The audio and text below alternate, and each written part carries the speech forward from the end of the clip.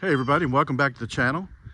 I thought I would take advantage of this beautiful May day to walk around the Hardy orchard here in Greene County, Georgia. If you follow my channel, you know that I grow citrus in basically three places. One at my house where I do provide protection, and I grow a lot of things that otherwise would not succeed if I didn't, such as Hamlin oranges and things like that, grapefruit and so forth. Then I grow stuff at our rental house where I have a little more space, and those things benefit from passive protection, but otherwise not active protection. And I grow a little hardier things like Karaji mandarin and sunquat and kishu and so forth. And where we are today, I grow the hardiest stuff. This is a very open area. I'll swing around, and I'm looking basically northwest right now. And in the wintertime, there really isn't much to block the cold winds. It just comes raking over here. And so it's a very exposed area, and I like to plant stuff that I want to experiment and say, well, how hardy really is it? Or at least give it as much of a test as this area can provide. It is a Zone 8 climate. On the new maps, we're Zone 8B. I don't know if that's really true. I would definitely say it's Zone 8. We rarely drop below 10. Only a couple of times in the last 30 years has it done that, but it does. And so but typically our winter temperatures will fall somewhere between 15 and 20 and for an absolute minimum. And occasionally we'll get a winter that doesn't drop below 20 or 25. And then occasionally we get a winter that's much colder. So we'll start right here. This is Thomasville citrangequat. I grew this from seed, grew it from the old tree in Savannah, Georgia. This is on its own roots, it's not grafted. And if you've ever grown Thomasville as a seedling, it's kind of rangy and tall and lanky, kind of like a teenager. It just kind of grows up real fast, and then like adults, it kind of fills out. So this is one has definitely filled out. It's been a nice little globular tree. It's probably, I don't know, maybe 15 feet tall overall. It's about as big as they get. The one in Savannah is much older, and it's a good bit bigger, but maybe a third again as large as this one. The nice thing about Thomasville is, other than it has delayed dormancy from kumquat, it just blooms and blooms, and it's already bloomed once, and it will bloom again basically with each rain cycle. And while we're talking about rain, I'm very thankful that we did get some rain this week. We got about an inch of rain total for the week, which I'm very thankful for, but we are still way behind, and definitely still in a drought. I'm very thankful to hear that South Georgia got, some places I heard got over 3 inches of rain in one day, which really, I'm sure, helped the fires, put the fires out down there. So praying for rain for everybody in the South. I know the drought is just very extensive and widespread, and hopefully patterns will change and provide us with a much warmer and wetter summer in the months ahead.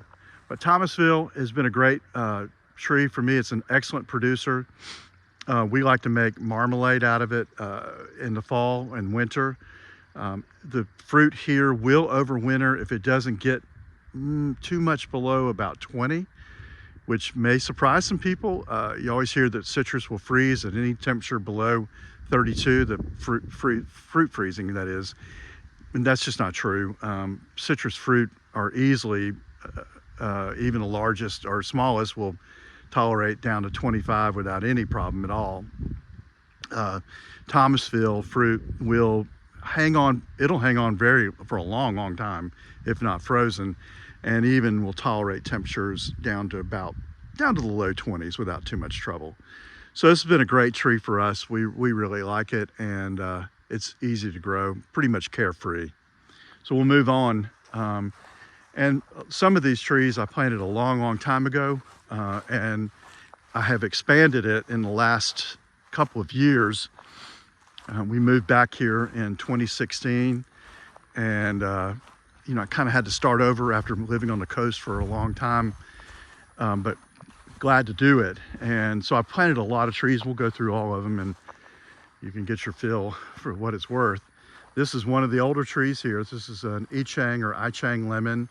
Again, on its own roots. It's been here. I planted the seed in 2000. I'm pretty sure I planted the tree itself in about 2002. So it's been here almost a quarter of a century. Been through everything. And it was pretty much defoliated. Well, it was defoliated in 2022. When we had the Christmas freeze, and what made that freeze so bad was, or that winter so bad was, it was really warm after that and before that freeze, and then we had another bad late freeze in March, just as things were leafing out. Terrible. So it took about a full year to recover, and this winter our low was about 16. We had some minor defoliation, but nothing really to speak of. You can see some of the old leaves on the ground. And it's bloomed and bloomed and bloomed. Ichang lemon is kind of funny. It will bloom in the interior of the tree as well, some on the outside, but it'll surprise you. You'll think, oh no, I didn't get very much fruit. And then in the fall, you'll see just like bushels of it in there. So it kind of has a bloom or fruiting habit, sort of like its parent, the pomelo, and it will hold fruit in the interior as well as some on the outside as well. So we'll check on it later on. Here's one I just planted about a month ago. I had this for a long time, and a freeze back in 2014 took it out, so I replanted it. This is a citrus Taiwanica lemon. Just put it in the ground. This one I planted from a 3-gallon container. I've really gotten to the point now where I tend to do that. I'll go ahead and put them in if I buy them in a 1-gallon container or a citrus pot, I'll go ahead and pot them up for 1 year. Let them fill out that 3-gallon container. Just seems to help. As far as I know, that one's on it. It's cut and grown. That one came from Stan McKenzie. Thank you, Stan. And as far as I know, it's on its own roots. And while I'm talking about it, as we move to the next plant, I have found, at least in these terrible freezes, that citrus on their own roots tend to do a little bit better in extreme cold than grafted plants. It's just my observation. I don't know if there's any science behind that, but I found that they seem to respond better if they're on their own roots, not only because they can grow back from the root, but they just seem to be a little better without the graft union. Again, it's just my observation. Other people may have had different experiences, but this is Troyer citrange. Troyer is an old rootstock, one of the original citranges developed, and it's a cross between Trifoliate orange and a navel orange, and it looks kind of like a little small navel orange. And you know, most of what you'll find out here is going to have some Trifoliate in it. I plant a lot of Trifoliate hybrids out here, as you can probably imagine why. It's a cold, windswept area, so it's a place for it. And of course, they do well. This is 5-star Citrumo, and I need to treat it for spider mites. It's been so dry, and it is grafted, and so that one's doing real well. I just need to get some imidacloprid or something on it. Here is a Citrange, which is a citrange back cross with a sweet orange, and done surprisingly well for being just 1/4 Trifoliate. There's some rootstock, and while we're talking about it, make sure if you have a grafted plant that you periodically check it and pull off these sprouts below the graft union. There's the graft union right there, and you can see some Trifoliate overgrowth coming up, and pull that off. Make sure they don't, because it will overtake it if you don't. This one I just planted about a month ago. Let me check this one. I want to make sure. Oh, this is Dallas Citrumo, and I got this from Woodlanders. Dallas, actually they got it from me. Tell a little story. A friend of mine sent me some seeds many years ago, and it was one of the few Trifoliate hybrids that I was willing to eat 2 of out of hand. It looked like swingle. I thought it was, you know, when I first saw it, I thought it was just going to be another swingle, but it does not taste like swingle. And you can see the leaves are a little different. Swingle leaves tend to be a little smaller. So it's something different. The fruit looks like swingle, but it doesn't taste like it. And so I gave it to Woodlanders. I gave it to Bob McCartney at Woodlanders, and they have offered it for some time. So I was able to get it back a couple of years ago, and happy to have it back here in my orchard.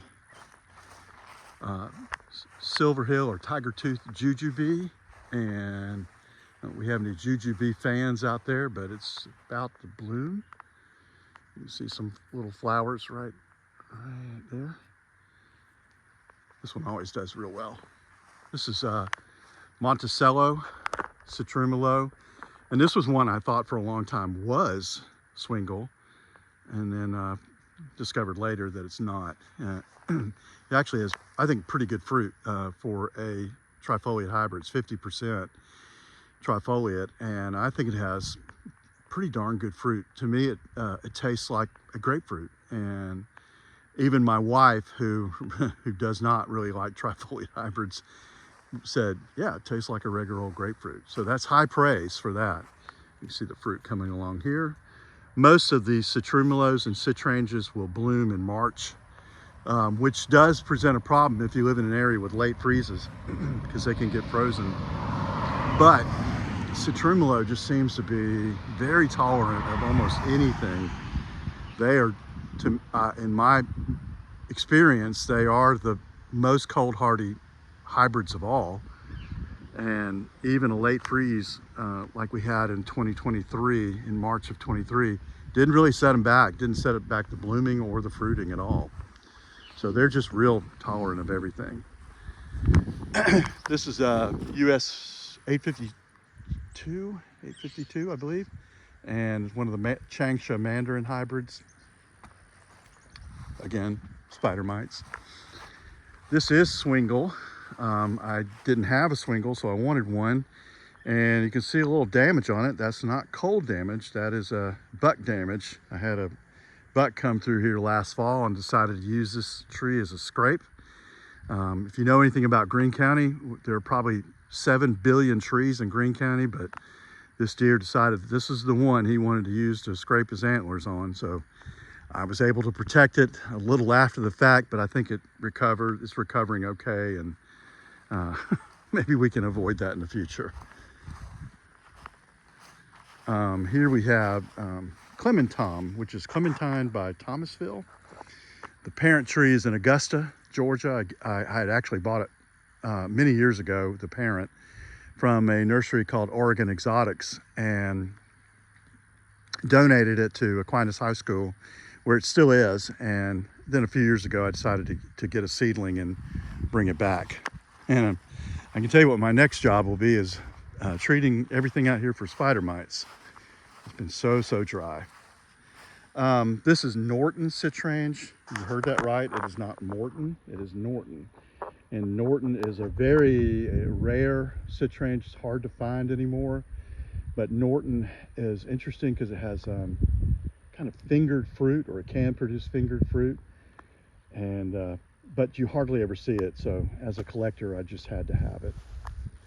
And next is US 942, which, if you're keeping score, that is a Flying Dragon Trifoliate by Sunki, or Sunki Mandarin, which is a kind of an ancestral mandarin. And one of the things they found over the years is that trifoliate hybrids with citrus that are more like the species and not complex hybrids tend to be a little better quality, because you don't have the dilution of the hybrid mixing with the pure species like trifoliate.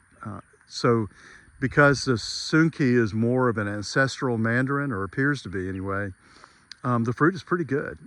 I like it, and I kind of went through a 942 kick a couple years ago, and I think I've got 5 or 6 of them. But anyway, I'm not sure if this is cutting grown or a seedling. I don't know. I got it from Madison Citrus Nursery in from Herschel Boyd, and Herschel grows a mix of seedlings and cuttings, so I'm not sure which one this is. LSU Gold Fig. That is not cold damage. That's another scrape from our friendly neighborhood deer.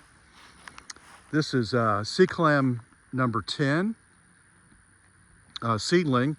I actually had one many years ago when we lived in Augusta, and planted it there. And a couple of years ago, I went by the old house, and there were some fruit, so I was able to collect some fruit and grow some seedlings. And I'm hoping that they'll be true. I don't know. We'll have to wait and see.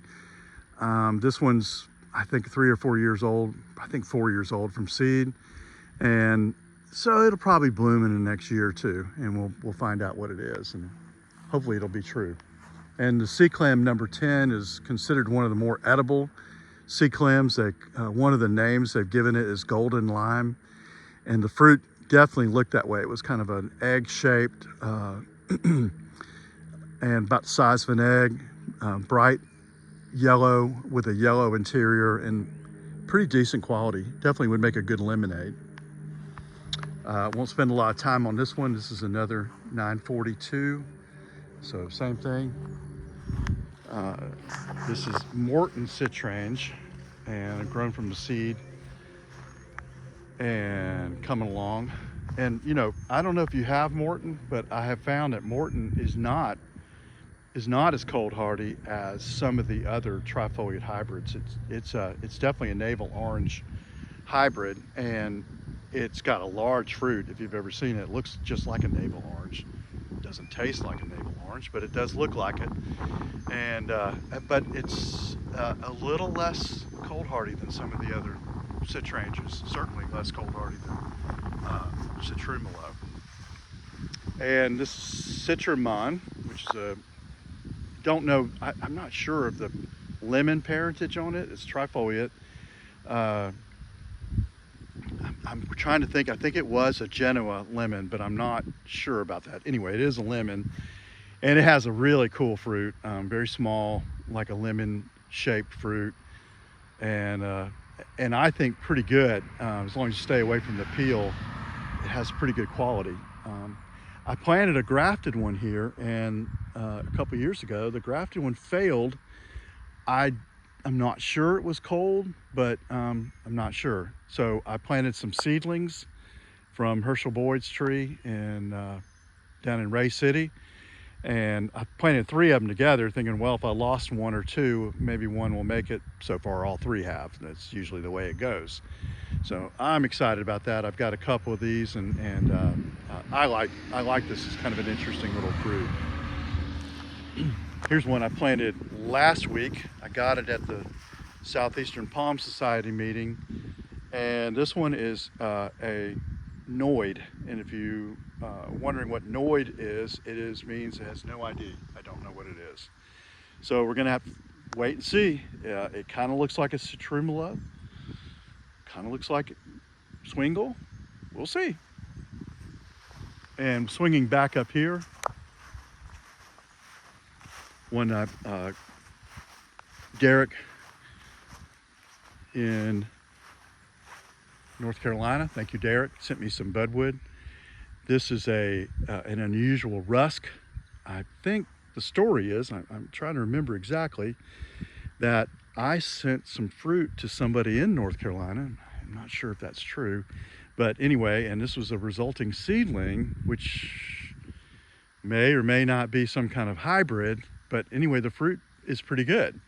So Derek sent me some budwood, and all I know is that one of the parents is rusk and seems to be doing great. So we will see what it does and what the fruit looks like when we get to that point. Obviously, we have some time before that's going to happen, but so far so good. We'll walk over here, and a very neglected rusk citrange, which produces just fine, even though there's a privet bush I need to get out of there.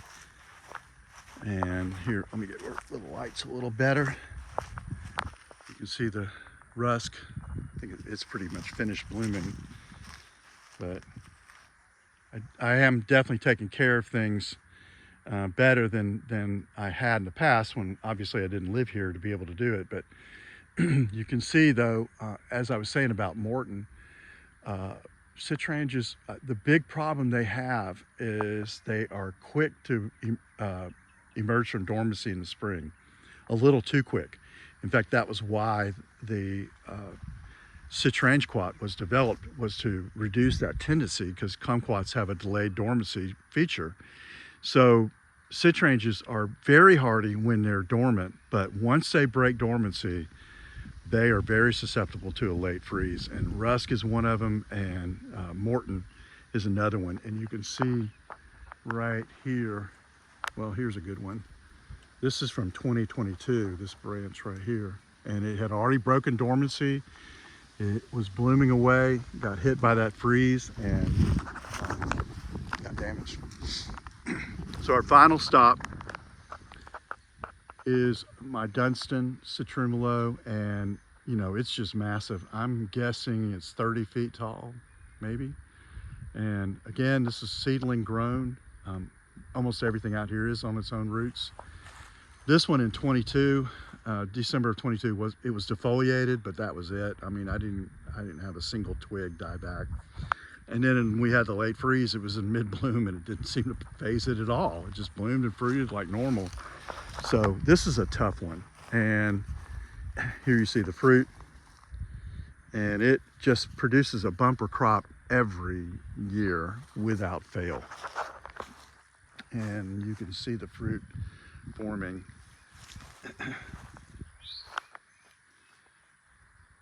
We'll have plenty of fruit, way more than we can ever find anything to do with. But it's a great tree. It's a beautiful tree, and it's one of those when people come see it, after their initial surprise that you can grow a citrus tree this big in this part of Georgia, they'll usually ask, well, what do you do to protect it? Nothing. And this is probably the most exposed citrus in the whole grove right here. So that's it for now. I'll probably do another video soon on one of the other sites, kind of catch everybody up where everything is, and hopefully again we will get some good rain and good weather in the months ahead. And I will, if I can, I will offer fruit on my Etsy shop. That was a lot of fun to do last year. A lot of people really seem to get a kick out of being able to try different things, and I certainly enjoyed it. It was a great way to share things with other people, and hopefully we'll be able to do that again. But in the meantime, we'll just keep hoping for the best and preparing for the worst as we prepare for the summer. So thanks again for tuning in. Happy gardening.